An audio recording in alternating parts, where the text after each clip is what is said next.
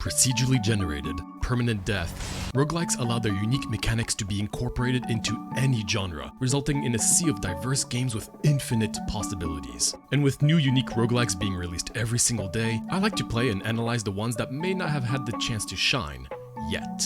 If that sounds interesting, welcome to the series where we learn what works, what doesn't, and why, all in search to find the next big roguelike. Flashes of Chaos. This seems to be a top-down shooter roguelike that looks absolutely crazy. I think I should start off by saying epilepsy warning, just from seeing the trailer. I don't think this is a horde-like, so I'm kind of curious if this goes more towards like a Enter the Gungeon kind of roguelike in that regard, but obviously the visuals really caught my attention, so I'm really excited to see how crazy things will get and how much of the actual roguelike elements are going to impact the gameplay. Now, as per usual, I'm going to be discovering the game first, and then later down in the video, I'm going to be giving my overall thoughts on the game. So timestamps below if you want to skip ahead. Okay, let's check out crazy flashes of chaos. Okay, so we seem to have some sort of a little one-room tutorial here. Wow, the camera is moving super fast. Holy, that's impressive. So we got a shoot. We've got a melee, which is just a little punch moving. We got some dash. Well, the dash is very short. Oh no, never mind. It is not short at all. I don't think I have iframes during that, I would imagine. We got a reload and we've got a switch gun. I don't have infinite ammo, do I? Oh no, maybe I do. I'm not too sure. And I have my inventory, which I do not currently have. Got it. Now, before getting started, I do have to premise this is a demo that is currently available on Steam. So if you want to check that out for you, the game itself is still to be announced. And obviously this gives a lot of Hotline Miami vibes. I wonder how close that's going to end up feeling like. Jeez. I gotta say, for a demo, this game has so many accessibility options and visual options. It's quite impressive. So I gotta kill another few more with my bazooka. Switch guns. It is brutal. I mean, that is kind of what I expected, but jeez. And then with my melee. So I can actually see the damage on everything. Melee is 10. My gun currently is 4. Well done. Thank you. Open my inventory. So this is where I'm very curious how things are gonna work. Swap cards between SMG and bazooka. So you can customize the guns depending on the kind of cards you find. So it has kind of like a Noita vibe to that. Ooh, very interesting. So if I do boom here, place card to trigger, close the inventory, and now let's take a look. So now my normal gun shoots out rockets and my rocket launcher shoots out just normal bullets. Very, very interesting. Ooh, I'm already liking this quite a bit. Press E to learn about cards. The rocket card, low rate of fire card. So that's the fire delay. Damage on hit. Extra knockback and modifier that triggers next card on impact. But it has a trigger modifier, which triggers the next card on impact. Got it. While this one, high rate of fire card, but does not have modifiers. An explosion that will hurt you. SMG holds a rocket that explodes on impact. That's a nice tutorial. They dumb things down quite a bit, but I think it's necessary for a game that has crafting like that, because Noita is extremely confusing when you get started. All right, let's go to the shop. So, normal card pack. Oh, card packs. Oh, hell yeah, that's fun. Melee pack, that sounds pretty interesting too, but we're gonna grab a discounted tool pack. How much money do we have? I'm not too sure. Transfer modifiers to another card. Destroys offered card. Right, and I'm going to transfer it to my bullet. So now this will be really powerful, right? I'm liking where this is going. Kill enemies by dashing into them. Oh, my dash? The music and the visuals. My goodness. What a interesting experience this is so far. Go to the docs to learn more. Okay, so here we've got more tutorial stuff that are more just full-on text-based that you have the option of looking into. I like the fact that it tells you that this is going to be here now if you need it. They killed your dog. Oh, this is like a John Wick thing? Select primary gun. So is this... Let's see how fast they are. Yeah, okay, so they are very fast, as I would expect. So this is very much like Hotline Miami in that regard. Cool, cool, cool, cool. Holy, okay. Wow. Okay, I have to be careful. Up. Oh my god. Wait a minute. This is awesome. Music really gives me a Fury vibe. So I have to remember to reload fairly often. I'm trying to kill you. They're being... My health is very generous with my health, I will say so far. Floor cleared. So cash report.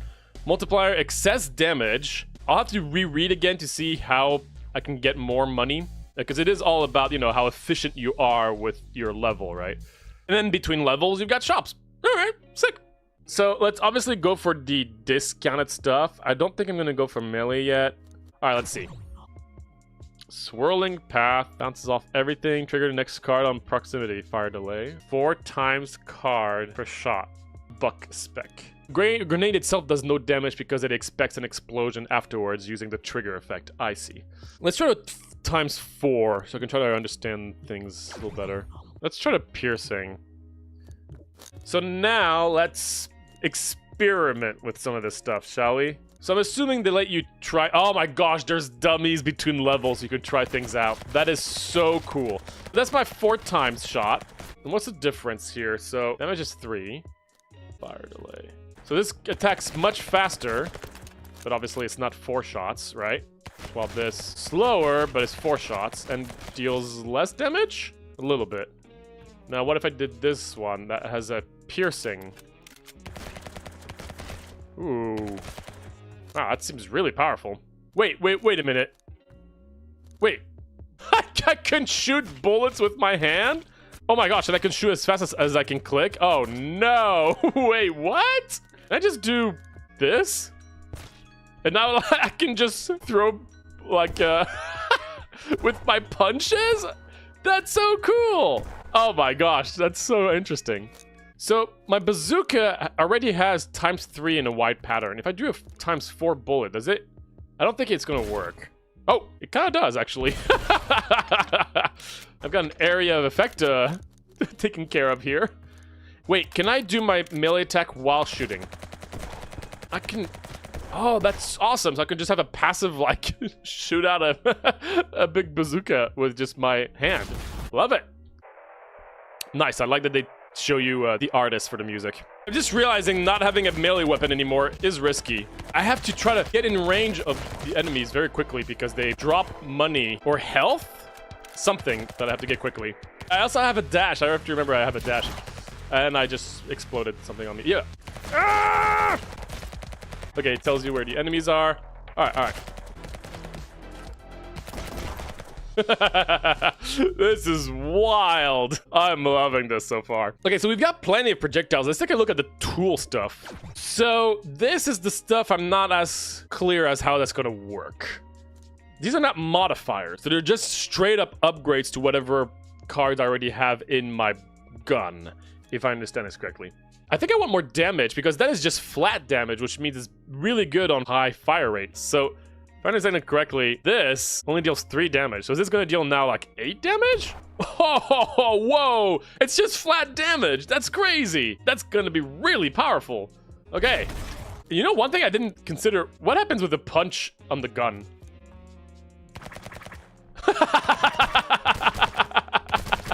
Oh my gosh, that's amazing. I have a feeling controller seems better for this game with a dash like this. My punches still throw a rocket, which I don't know if that's really necessary. And so this is just gonna explode on me if I do this, right? Right, got it. And it cycles from, yeah, new shot. So it's 1 click is that, 1 click is that. Got it. Incoming boss. Curious how the boss is gonna go. Hello. You seem fun. Ow, really? Come here. I've got a gun full of punches ready for you. Woo!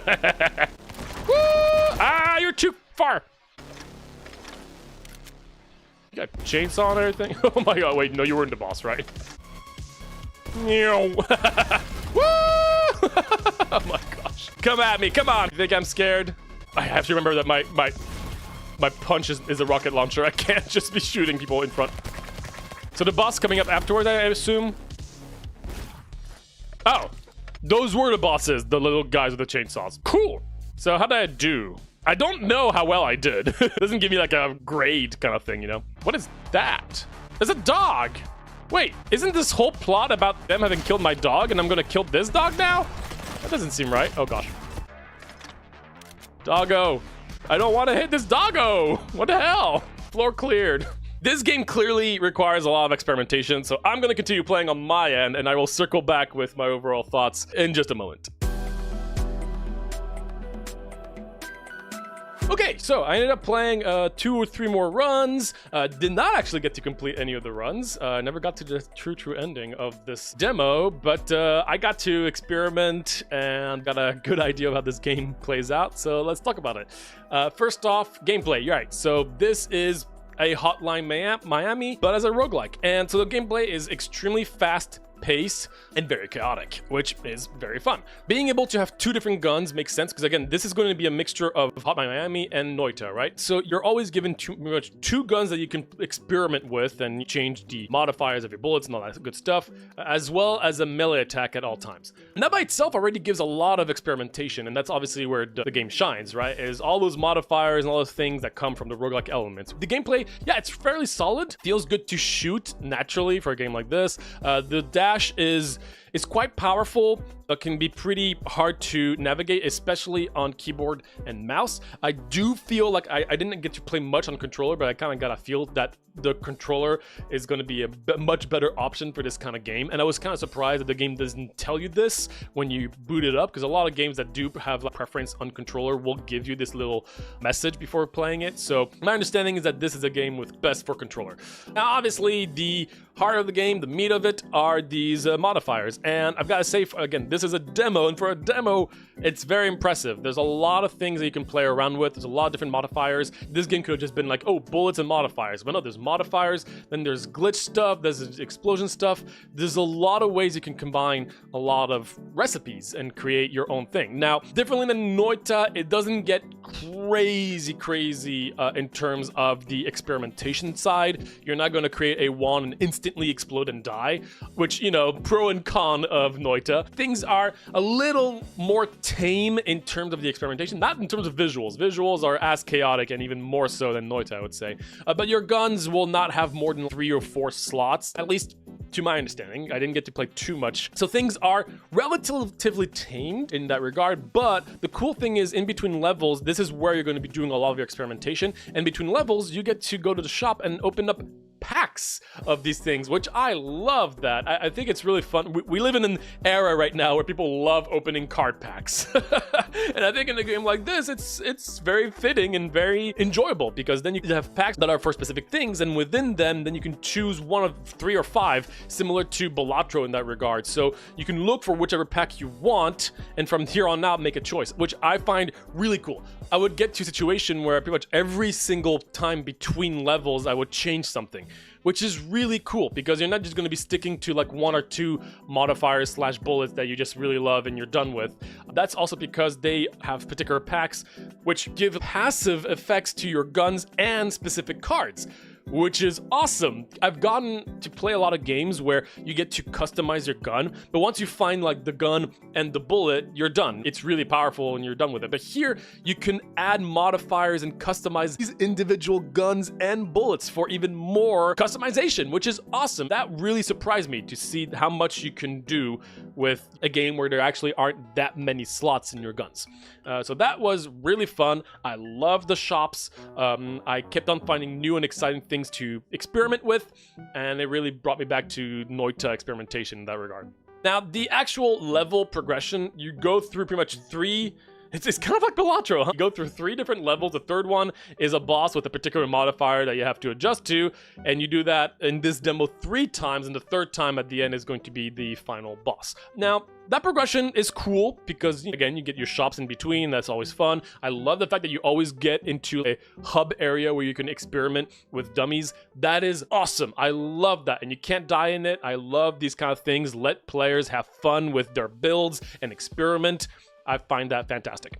The levels themselves are very big and a little empty. Now, again, this is one of those things where I can't expect the developers to be able to add a million things, but I did feel like each level felt fairly similar and roughly the same from one another. Outside of the enemies you're fighting, they all have different guns and stuff like that, but there's pretty much 3 different enemies, right? There's like a guy with a gun, a big guy with a melee stuff, and then a dog every now and then. And speaking of dogs, I like the idea that the lore is very, very minimalistic, but every time you start a run, it says, you know, like, they killed your dog, kind of like a John Wick thing. but the only animal you kill are dogs. So that's pretty messed up in terms of revenge. They kill my dog, I'm gonna kill their dogs. Anyway, the levels themselves are very minimalistic. There's walls, it's very big and open, but each level felt exactly the same. And the enemy variety was also very minimalistic, which is understandable and fine for this kind of game. But I do wish that the levels themselves, level design, were maybe a little less big and had a little bit more diversity between them. I understand that the whole focus of the game is the gameplay and this whole gun stuff, which I adore, but I wish there was a little bit more in the level design side of things. Now, when you start a run, you have difficulty modifiers you can include. I only had 2 available. One of them is adding boss-like enemies to the boss levels, which I was quite surprised was not an inherent mechanic or design, because when I added that, that was really cool to see those big demons with a crazy health bar. I was surprised that was something you can add to your run as opposed to being core to it. These bosses, they do feel a little unbalanced right now. You either melt them or you spend an eternity trying to kill them, and they all seem fairly similar to one another. I love the health bar, just go through your entire screen. It's hilarious. I think they look really cool. In terms of audio visuals, yeah, this game delivers. So the visuals obviously is what caught my attention from the start. It's an absolute mess. I could imagine it being a little much for some people, but thanks to the accessibilities, again, you can really dim it down, make it less chaotic, or you can go all out and make things absolutely crazy. I love it. It kind of reminds me of Mortal Sin in that regard, where it's very chaotic and very like sharp, I guess is the word, but you can change that in the options. But in this game, it's 5 times faster, so it's even more crazy. The music is incredible. Now, from what I could see, this music is just been taken by different artists, and it fits really well. I actually wonder if one of the artists was the person who did the music for Fury, because it is very, very similar and really cool. This is the kind of game where I could very easily see myself just listening to the soundtrack. It's not interactive in any way. There's no layers from fighting, stuff like that, but that's totally fine. It's just an absolute blast, similar to Fury and Brotato in that regard. They're really good tracks that are just standalone. And the sound design is also crisp, satisfying with the visuals. It's an absolute blast, no pun intended. Now I'm going to talk about some specific notes and details that I wrote down. First off, I want to praise the game for its accessibility options. For a demo especially, there are so many options, so many pages that you can look through outside of gameplay, including whole pages of tutorial stuff for more in-depth details. And every time you're in the hub, it tells you, don't forget, you can look at that if you want to understand things, because the game knows that the game is fairly complicated. If you haven't played Noita or any of these kinds of games, having to adjust how the cars themselves work with one another is a lot. And ultimately, the game is quite confusing, but I don't think there's much you can do about that with this kind of inherent design.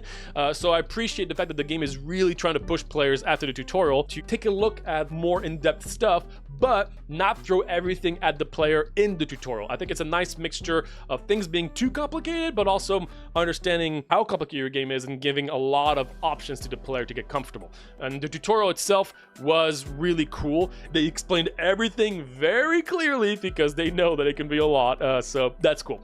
So the game play is all about speed, right? And I would imagine it's similar in Hotline Miami, where you have a multiplier modifier, right? Like where the more you kill things, the higher it gets, the more you get money. It's a game about speed. Now, one thing about that is, first of all, it's hard to know when your modifier is going to go back to 0. I think it's just a color thing. I kind of wish there was a bar, like a meter, just to keep track of when you have to kill something. And differently than I would imagine from Hotline Miami, the level is really big, which means that sometimes you're going to be killing a lot of enemies, but then you're just going to lose your multiplier because you just were in a corner of the level, cleared everything on your way, and the next enemies are this way, and you're just not going to be fast enough to get there. At least from my experience, I'm sure if you plan everything correctly, you're not going to run into this issue, but from just my first bit of experience, it was a little frustrating to see my modifier just disappear because I couldn't find any enemies left. I'm a little divided on the whole healing system. So here, the healing is you have to run to the enemy corpses extremely fast to heal. which on one end is cool because that means that you have to constantly make sure that you're running back and forth from close range to long range. On the other, it prevents people from just like cheesing and just killing things from afar.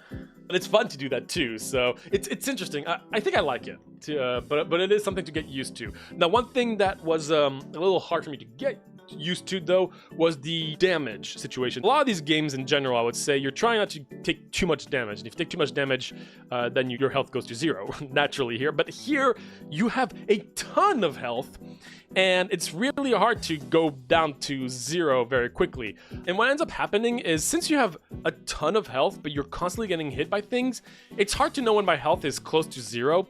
I feel like the damage feedback in this game is a little confusing, because if you just take like 3 instances of damage 4 times in a row, the whole screen goes red, but you only took 5% of your health. And it's hard for me to know when I'm taking like 50% of my health versus 3% of my health. So I wish there was a bit more clarity in that regard, because I realized that a lot of times I would just die just because I didn't realize that this time around I was taking a lot more damage than I usually do. Now, obviously, this is something that you get used to by playing more and more, but that was just something that I've noticed that felt a little hard to get used to. The boss modifiers, they're really cool because, again, it makes things fairly unique from a roguelike standpoint, from one boss to another, right? Because it's random which one you're going to get, similar to Balatro, like I said. Some of them are pretty straightforward, double the enemy hit points. Sure. Enemy bullets, you can bounce and pierce. That's cool. The one that I was a little confused about was the no modifier. So basically, there's one where it gets rid of all your modifiers on your guns and your bullets, which, to my understanding, that's the whole game. So nullifying 100% of it, on the one time I got it, felt very punishing, because I got to fight a boss and it would take me forever just to melt through the boss because I didn't have any modifiers. I didn't duplicate my bullets. I didn't explode my bullets. I couldn't do anything. That felt a little too punishing. I feel like it should be get rid of your modifiers from your gun or bullets, and even that sounds really rough. The fact that it was both at the same time was kind of crazy to me. But that's a small detail, and it was only in one run, so maybe I just had the run that really didn't fit this kind of restriction that you have to adjust to. Similar to Balatro, you get to see what modifier you're going to be encountering in 3 fights, so you can try to adjust to it, but that one by itself just seems really rough. So overall, Flashes of Chaos, really fun time. Any game that tries to go for the Noita kind of design, massive props, because these kind of games are really hard to design and to make work, and this one kind of surprised me. I didn't know I was getting myself into that kind of game, and just from the little bit I've played, I could really see myself creating some really unique runs. And with the crazy visuals, this really is a very satisfying, chaotic experience. I feel like the levels themselves feel a little empty from one another, even though, that's not the priority of the game.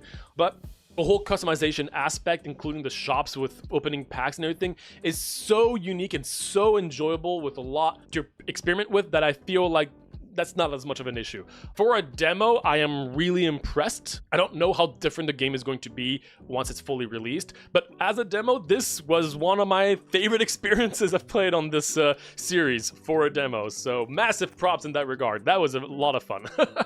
Thank you for sending us Flashes of Chaos and using the skip the line option. We really appreciate it. It really helps the channel out. If you would like me to play one of your games, feel free to send us your roguelikes using the form in the descriptions below for a chance to be featured on the next episode of the Next Big Roguelike. And yeah, that's about it.